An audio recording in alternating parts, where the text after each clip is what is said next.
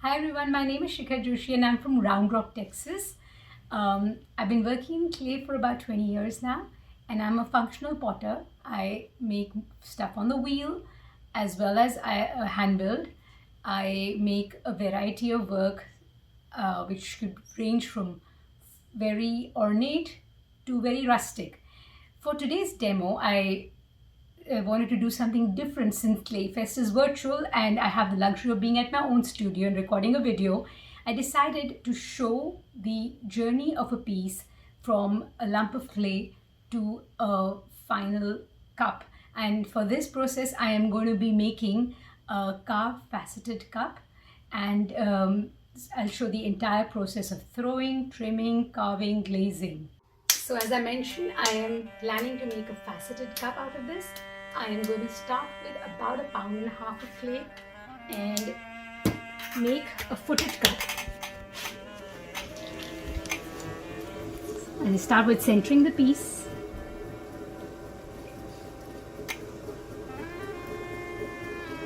And pressing the clay as I go.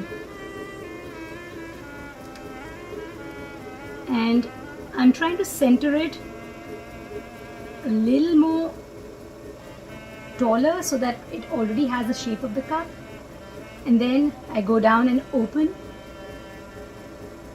When I'm opening, I have to keep in mind that I want to have a nice foot to it, so I'm going to deliberately keep extra clay at the bottom. So let me see, this is too much, maybe a little less.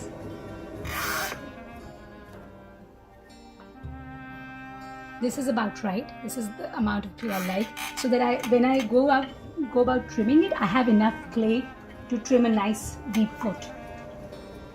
Now I'm going to pull the side walls, and when I pull the side walls, I keep that in mind.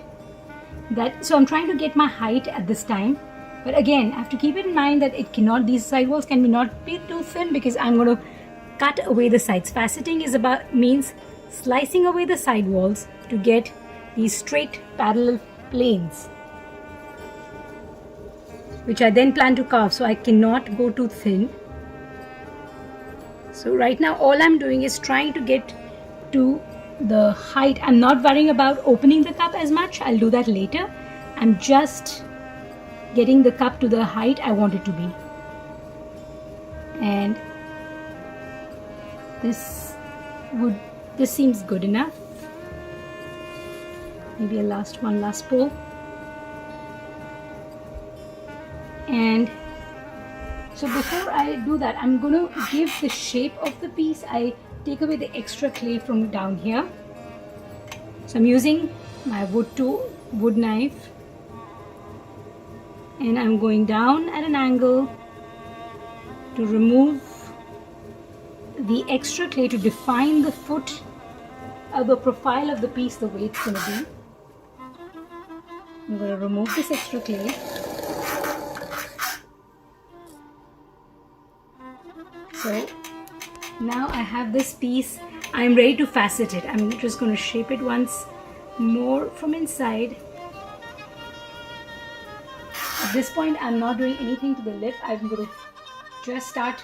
I use this wire tool that I'll wrap around my fingers.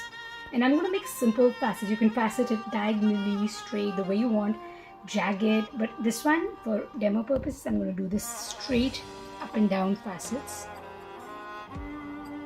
And hopefully one. Yeah, that's good. It's not too thin, because I have done, when I started doing this, I would get really excited and I would cut through my side walls all the time. Sometimes I was able to repair it, but most times I would just have to let it go. So depending upon the cuts, you can control how many facets, how wide your facets are going to be. It's just personal preference. You could have really big wide ones, but for that you need more clay. Thinner ones, you need less clay in the side walls. So I'm just going to have about 7 or 8 in this cup.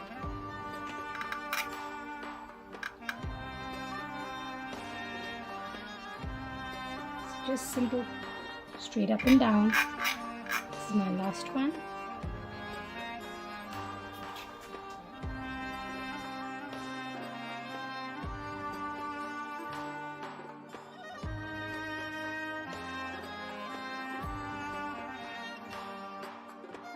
So now I'm using my fingers to again define.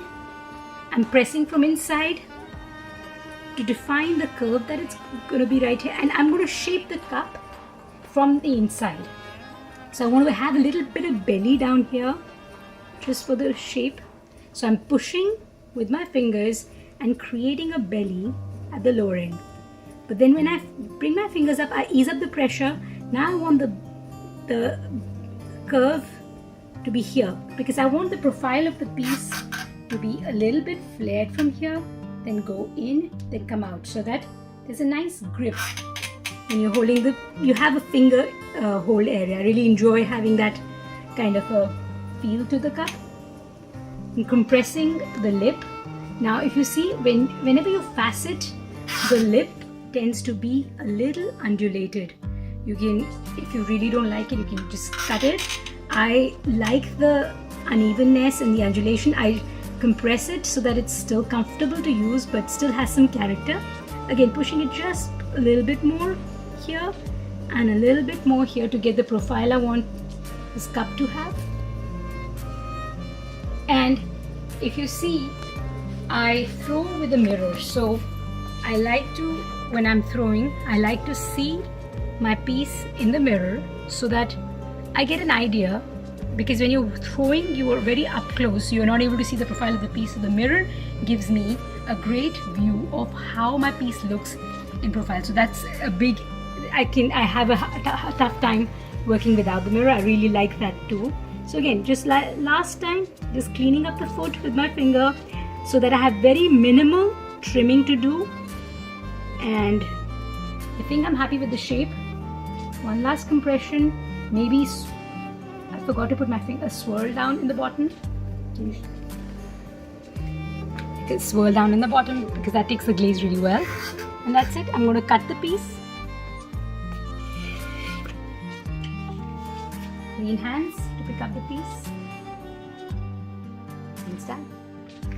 So I threw this piece yesterday and now it's ready to trim.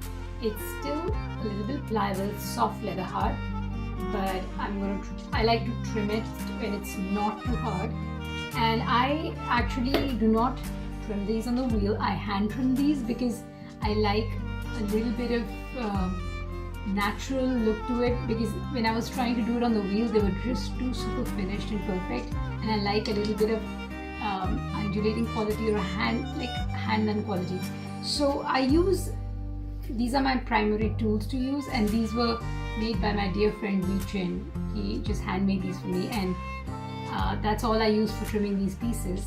And I don't know what I'll do if something goes wrong if I use this tool, because these are irreplaceable. So with that, I'll just start trimming this piece now. So I am making a nice deep cut here, taking a lot of clay out because I had intentionally left a lot of clay to make a very defined foot. And then I am going to do the same thing here and go down at an angle, and I'm actually wearing the pressure so that it's not perfectly straight and smooth. So there are these ridges that are getting created, and I kind of like that. It adds character to that part of the piece. And this is something I could not do on the wheel. It was getting too perfect on the wheel. So I like to just literally hack the clay out from here. Just making these deep cuts and getting the clay out and defining the foot of my piece. And then just check. This looks good. I feel from the inside, and I feel there's no extra clay there. And then I use one of these tools to make the center. Again, I had left enough clay, so I'm just taking this out and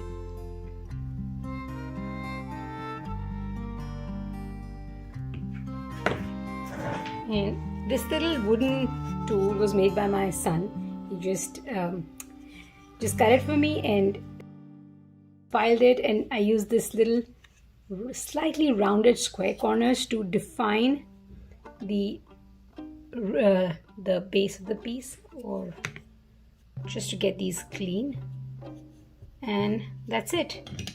This piece is now trimmed, and the next stage is carving. So the cup is now stiff leather hard. This is how I like it when I'm ready to carve it. The tool that I use for carving is a Kemper wire stylus. It's just a sharp loop tool. It's available at any ceramic store. It's called Kemper wire stylus, or WS. And I use this and a brush. These are the only tools I use for my carving. In this piece, I have about 8 facets, so I'm planning to carve the alternate facets, and I will just start by marking out my boundary on one of the facets. So just really drawing into the clay.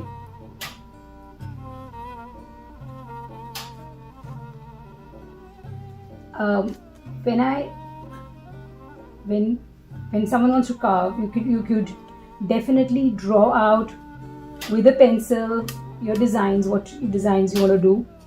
I guess I've been doing it for so long that when I start doing this, my hand just flows. And what I'm doing is I'm really doodling.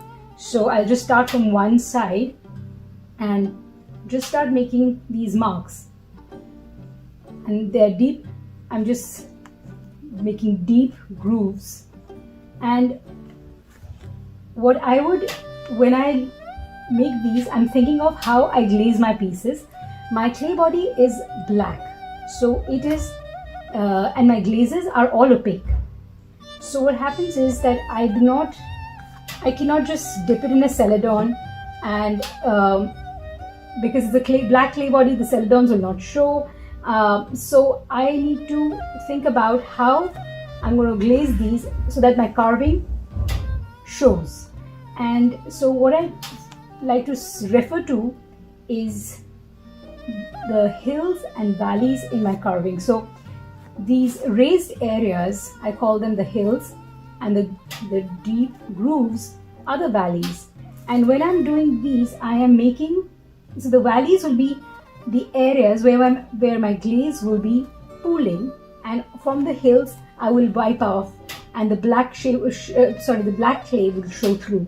So right now what I'm doing is just drawing deep lines, cleaning out these deep valleys so that there is this recessed area in which the glaze can go and get just pull, and so that the design will show through.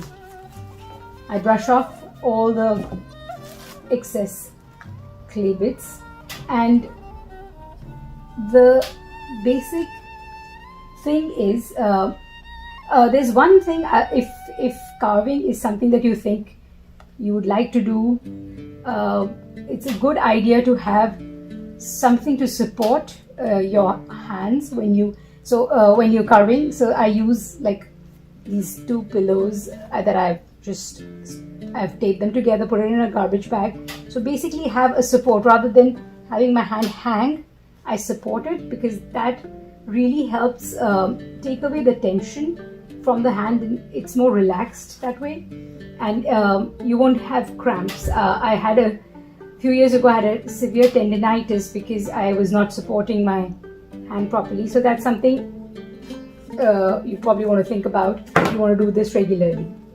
So just again, all of it is really unplanned. Basically lines after lines, wherever it goes.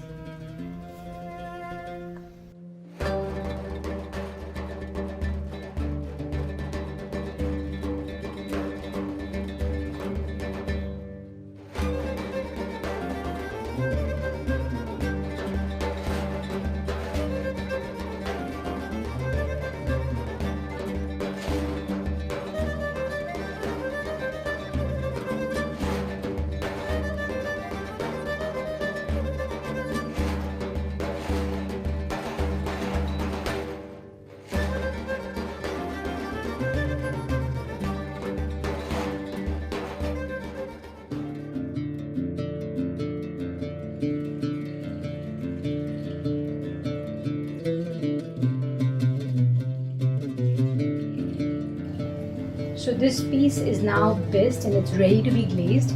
First of all, I will clean, because there's a lot of dust in this and the glaze, it will not take the glaze well unless I clean it. So I begin with first cleaning my piece well before anything else.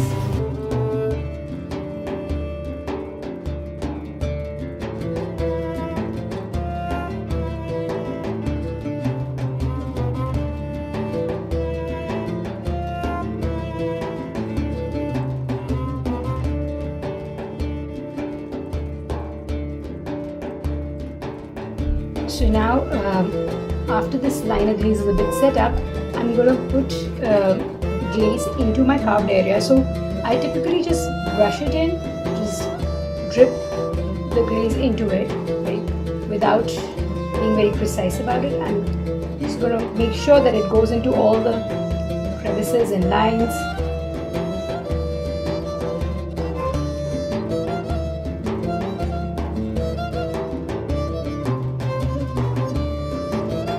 Now just take a wet sponge and wipe off the glaze from all the raised areas.